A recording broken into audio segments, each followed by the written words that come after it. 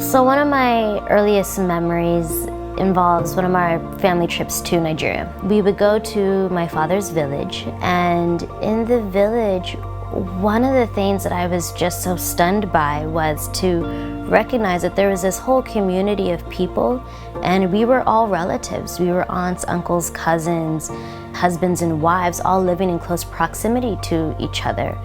It really highlights the importance of governing and stewarding land together in a community, and recognizing the importance of land to sovereignty and self-determination and liberation, and being place-based with a community of people that share your values, that are also invested in your well-being and happiness and wholeness.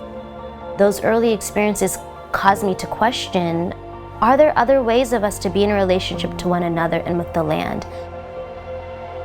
My work of restorative economics is being able to kind of challenge the model of individual wealth and figure out, can we create shared prosperity? Can we create community wealth? And can we do that in a way in which we are bringing groups of people, community members, friends and family together around stewarding a shared asset, as opposed to control and ownership by one individual of an asset for exploitation of the profit. That's kind of the shift that I'm hoping restorative economics can create, that as we are hopefully reinvesting resources back into those most disinvested communities, we're doing it in a way in which it licenses them to have stewardship and governance over their local assets. A lot of our current economy is one in which we have decision makers in one sphere, right?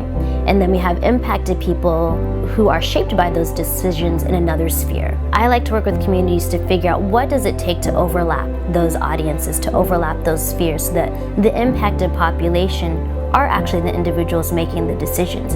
Because we'll make different and better decisions for our neighbors, for the environment, when those circles overlap. When we center the needs and interests of the most impacted populations and make decisions that provide dignity and good quality of life and well-being for that population, we're most likely to have a society in which all people are doing better for the long term. The work that I do is about really finding spaces and ways in which we are able to come together to create community wealth and to create community governance, so that we can have sovereign spaces, self-determination, and shared prosperity for all people.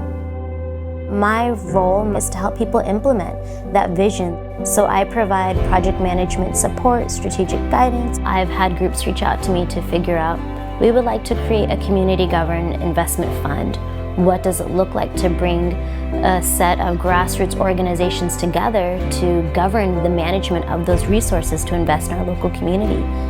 And now is an opportunity to start writing some new stories, because climate is shifting, borders are shifting, people are transforming, and so we need to write the new stories for what we want the next chapter of our society, of our communities to look like.